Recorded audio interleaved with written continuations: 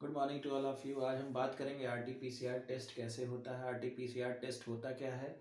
इसके बाद एक और टेस्ट होता है रैपिड एंटीबॉडी से टेस्ट या रैपिड एंटीजन, एक और टेस्ट रैपिड एंटीजन टेस्ट।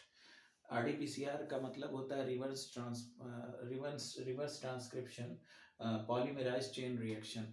इसका मतलब ये होता है कि जैसे हम कोई भी अगर क्या कहते हैं कोई भी अगर हम इंफॉर्मेशन को, किसी जेनेटिक इंफॉर्मेशन को हम एक पीढ़ी से दूसरी पीढ़ी में कैसे जा रहा है उसको हम डीएनए से ही पता कर सकते हैं। लेकिन डीएनए जब टूटता है आरएनए में तो इस प्रोसेस को ट्रांसक्रिप्शन कहते हैं। क्या कहते हैं? ट्रांसक्रिप्शन। डीएनए का पता लगाना इजी होता है क्योंकि इसके बारे में इंफॉर्मेशन हम इजीली निकाल सकते हैं, इसके लिए मशीनें भी हैं। लेकिन आरएनए का पता लगाना, जैसे कोरोना आरएनए वायरस है, इसका पता लगाना इतना आसान नहीं है। ये सारे न्यूक्लियोटाइड्स होते हैं जिसमें एटीजीसी लिक्विड्स होते हैं, ठीक है। केमिकल्स होते हैं इसके अंदर एटीजीसी, ठीक है। ये जल्दी से बताना होगा क्योंकि ट्रांसक्रिप्शन को क्या बोलेंगे? ट्रांसक्रिप्शन को बोलेंगे डीएनए किस में टूटता है? आरएनए में। लेकिन जब आरएनए, कोई मशीन ही नहीं है डीएनए को तोड़ के आरएनए में चेक करने की, इसीलिए हम लोग कोरोना आरएनए वायरस को पहले चेंज करते हैं रिवर्स ट्रांसक्रिप्शन से, किसमें? डीएनए में। और जब डीएनए में चेंज हो जाता है तो हम उस रिवर्स ट्रांसक्रिप्शन का प्रोसेस हो जाता है। फिर हम उसको टेस्ट करते हैं पॉलीमेराइज चेन रिएक्शन, मतलब पॉलीमेराइज चेन, ये चेन चलता रहता है। रिवर्स ट्रांसक्रिप्शन क्यों किया जाता है? आरएनए को हम चेंज करते हैं डीएनए में। अब इसका पता आसानी से लगाया जा सकता है कि कोरोना वायरस, किसी के अंदर कोई इन्फेक्टेड मनुष्य अगर है तो उसके अंदर कोरोना वायरस के लक्षण, डीएनए जेनेटिक इंफॉर्मेशन, एक हमारे पास डीएनए रहता है कोरोना का डीएनए हमारे पास ऑलरेडी मौजूद रहता है। जब हम आरएनए को, कोरोना के आरएनए को किसी सैंपल लेते हैं, किसी का बलगम निकाल के, तो हम देखते हैं आरएनए उसका चेंज करके डीएनए में जब चेंज करते हैं तो मिलाते हैं इसके कोरोना वायरस के डीएनए से, इसका डीएनए मैच कर रहा है कि नहीं। अगर मैच कर रहा है तो जरूर से ये रिवर्स ट्रांसक्रिप्शन से कौन सा प्रोसेस हो जाएगा कि वो मनुष्य जो है, कौन सा इस प्रोसेस के थ्रू क्या पाया गया? कोरोना पॉजिटिव पाया गया। इसीलिए कहा जाता है काढ़ा पीजिए, कुछ देर तक ये गले में ही रहता है, गले से जल्दी से उतारने के लिए इसीलिए लोग काढ़ा पिलाते हैं, ठीक है।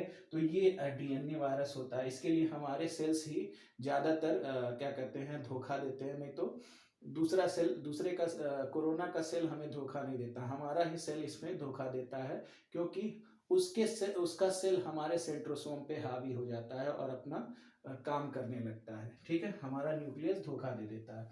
तो कोरोना कोरोना को हराने के लिए ज़्यादा से ज़्यादा इम्यूनिटी वाली चीज़ें खाइए। इस तरह से हम आरटीपीसीआर का टेस्ट करते हैं। ये सॉलिड टेस्ट होता है, ये पॉजिटिव टेस्ट, ट्रू टेस्ट बोला जाता है। अगर इसके थ्रू पॉजिटिव कोई मनुष्य आता है तो वो डेफिनेटली ट्रू पॉजिटिव होता है, इसीलिए सरकार इस पे ज़्यादा फोकस करती है। अगर कोई निगेटिव आता है इसके थ्रू तो वो ट्रू निगेटिव माना जाता है। दूसरी चीज़, एक और होता है रैपिड एंटीबॉडी टेस्ट।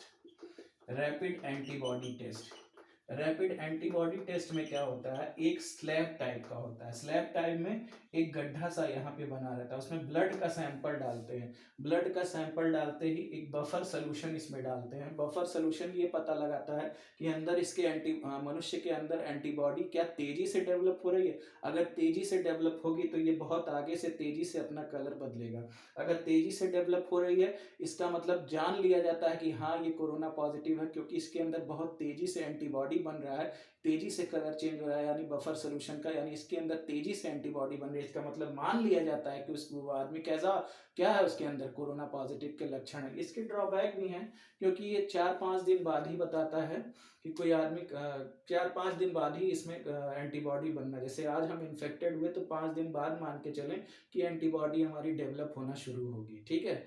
तो अभी हम मान लीजिए इन्फेक्टेड हो गए और हमारे में कोई एंटीबॉडी नहीं बन रही है, तो ये बता देगा कि भैया तुम कोरोना पॉजिटिव नहीं हो। तो ये ड्रॉबैक है इसके। लेकिन आरटीपीसीआर में ऐसा नहीं है, ठीक है। वहां से आरएनए वायरस को, हम आरएनए को डीएनए में चेंज करेगा और जो हमारे पास सैंपल होगा कोरोना से मैच करा लेंगे आरटीपीसीआर के थ्रू। टाइम लगता है लेकिन सॉलिड होता है। इसमें क्या होगा, वही तेजी से अगर बन रहा है तो एंटीबॉडी मान लिया जाएगा। और निगेटिव होने के बाद भी 3-4 दिन तक एंटीबॉडी क्या होती है, बनती ही रहती है। तो मान लीजिए आप नेगेटिव हो चुके हैं, 15वें दिन भी एंटीबॉडी बन रही है, तो आपको कोरोना पॉजिटिव ही माना जाएगा। ये ड्रॉबैक है रैपिड एंटीबॉडी टेस्ट के, ठीक है। तो मेन हमारा यही अच्छा टेस्ट था। एक और होता है एंटीजन टेस्ट।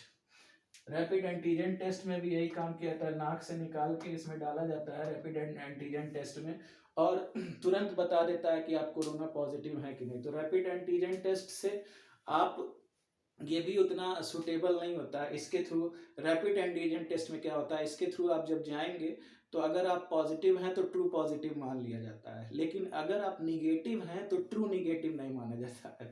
अगर आप एंटीजन टेस्ट से निगेटिव आ गए तो ये गारंटी नहीं कि आप निगेटिव हैं, तो फिर आपको आरटीपीसीआर कराना पड़ेगा। लेकिन अगर एंटीजन टेस्ट से पॉजिटिव आ गए तो इसको कराने की जरूरत नहीं, आप एकदम डेफिनेटली पॉजिटिव हैं, ठीक है। तो इस तरह से हम आरटीपीसीआर की हेल्प से क्या करते हैं, टेस्ट करते हैं। Thank you very much.